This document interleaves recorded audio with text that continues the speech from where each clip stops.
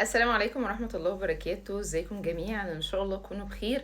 النهاردة انا حابة ان انا اتكلم عن موضوع جديد ملوش علاقة بالسلسلة اللي احنا ماشيين فيها، اللي هي سلسلة الفروقات او مش نفس الحاجة. حسيت ان انا النهاردة محتاجة اتكلم عن ده. محتاجة النهاردة ان انا اتكلم عن انت بترضي مين جواك. كتير قوي بنكون بنعمل الحاجة وبنتصرف وبنمشي في اتجاهات وبنحقق اهداف ونمشي في مسارات كتيرة قوي مختلفة، ولكن تيجي كده بعد ما تحقق الانجاز او بعد ما تخلص الحاجة تلاقي نفسك من جواك ان انت ما كنتش بتعمل الحاجة دي علشان خاطر نفسك، انت كنت بتعمل الحاجة دي عشان خاطر ترضي حد تاني. او ممكن ان انت كنت عايز تنتقم من حد تاني، عايز تحسسه بالندم، عايز تحسسه ان انت قد ايه خسرت. انا هوريك ان انا نجحت غصب عنك، هوريك ان انا تفوقت غصب عنك، انا بقى هعرفك ان انت ازاي تعمل معايا كده، انا بقى هوريك كذا. طبعا انت لما بتيجي تعمل هدف بناء او اعتمادا على احساس الغضب والكراهيه دي، مش هقولك ان انت مش هتحقق الهدف، مش هقولك ان انت مش هتنجح، لا هتنجح وهتحقق الهدف وكل حاجه. بس انت بقى عايز فعلا ان انت تبقى من بره بتحقق الهدف، ولا انت فعلا بتدور على السلام النفسي من جواك، وان انت من جواك بجد تكون حاسس بالراحة النفسية، وبجد تكون مقتنع باللي انت بتعمله وراضي عن اللي انت بتعمله. لو عايز ان انت بس تحقق الهدف، في ناس كتيرة جدا بيحققوا اهداف وبيكونوا ناجحين ومتميزين ومتفوقين، ولكن مش حاسين بالسلام النفسي. فطبعا دوت مش معناه ان انت علشان تحس بالسلام النفسي ان انت ما تحققش انجازات وان انت ما تنجحش. الموضوع ملوش علاقة بكده. الموضوع ليه علاقة هل انت بتعمل الحاجة علشان خاطر تضايق حد؟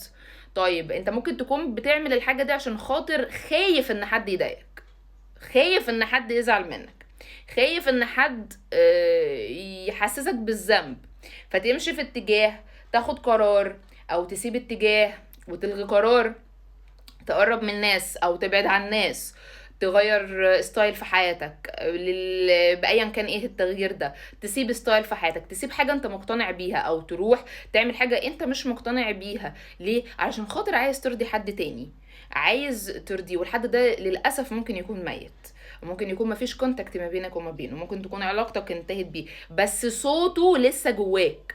بيجيلك احساس ان انت لو عملت حاجة غير اللي هو كان متوقعها منك، تحس ان انت كأنك غدرت بيه او خلفت العهد، نقضت الوعد اللي ما بينك وما بينه. فانت ما كانش ينفع ان انت تعمل الحاجة اللي ترضيك انت. للاسف بيبقى في ناس نرجسيين ومؤذيين من كتر احتكاكك بيهم، او لو قعدت معاهم فتره طويله، او لو عملوا لك غسيل مخ يحسسوك ان انت لو عملت اللي انت عايزه وبيريحك فعلا، انت كده رايح في مشكله، وانت كده هتهلك، انت كده هيكون عندك مشكله كبيره. فانت اللي محتاج تعمله ان انت تسأل نفسك طول الوقت، علشان تكون فعلا حاسس ان انت متحكم في حياتك، وحاسس فعلا ان انت قوي مسيطر على حياتك. انت بتعمل الحاجة دي ليه؟ ايه اللي يخليك ان انت تعمل الحاجة دي؟ هل الحاجة دي فعلا بترضيك انت؟ والحاجة دي لو لقيتها مش بترضيك، مش لازم ان انت توقفها، انت ممكن تكون محتاج تغير بس نظرتك في الحاجة اللي انت بتعملها. بدل ما تقول انا بعمل ده عشان انتقم من فلان الفلاني اللي عمل واحد اتنين تلاتة اربعة، والله العظيم لا هوريك، والله لا هندمك، والله لا هعمل كذا. كمل في الحاجة اللي انت بتعملها، بس حاول ان انت تشيل الشخص ده من دماغك، لان انت كده كده هتنجح، لازم تكون عارف كده.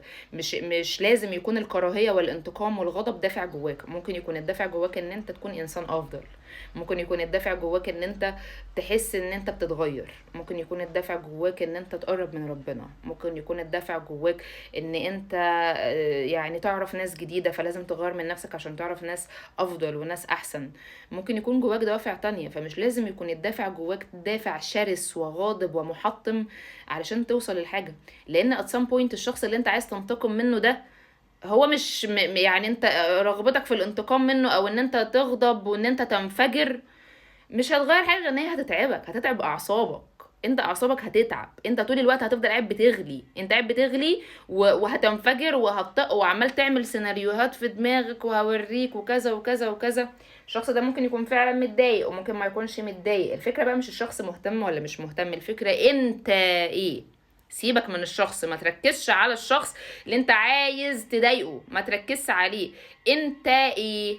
انت هترتاح بده، انت مرتاح باللي انت بتعمله، انت مبسوط بده، ارضي نفسك واعمل الحاجة اللي ترضيك انت واللي تحسسك ان انت ساتيسفايد فعلا ومبسوط. مش لازم تكون بتعمل الحاجة عشان خاطر يا اما تضايق حد يا اما ترضي حد. انت ليك استقلالية، ليك مسارك، ليك اتجاهك، امشي في الاتجاه بتاعك زي ما انت، واعمل الحاجة اللي ترضيك انت. والله طلعت كويسة هتاخد النتيجة بتاعت المكسب، طلعت وحشة هتاخد نتيجة الخسارة.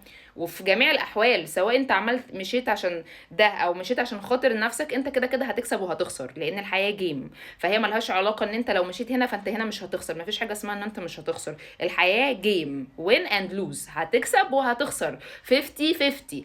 الشطارة ان انت تعرف تتعلم تلعب الجيم ازاي، مرة الليفل ده هيبوظ، مرة الليفل ده كذا، بس انت مش هتفضل طول الوقت بتكسب. وما ينفعش انت طول الوقت تقول اصل انا هعمل كذا اصل احمي نفسي.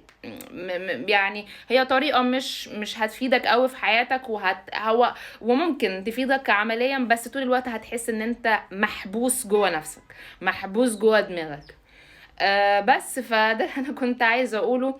اعملوا الحاجه اللي ترضيكم يا جماعه، وما تخافوش. ولو الحاجه دي طلعت نتيجتها سلبيه اتعلموا منها وعادي، لحد ما تقدروا تحسوا ان انتوا فعلا ناس مستقله، وان انتوا ناس فعلا بترضوا نفسكم مش بترضوا حد تاني. بس ده اللي انا كنت عايزه اقوله النهارده. That's it, thank you. اشوفكم الفيديو اللي جاي على خير. باي باي.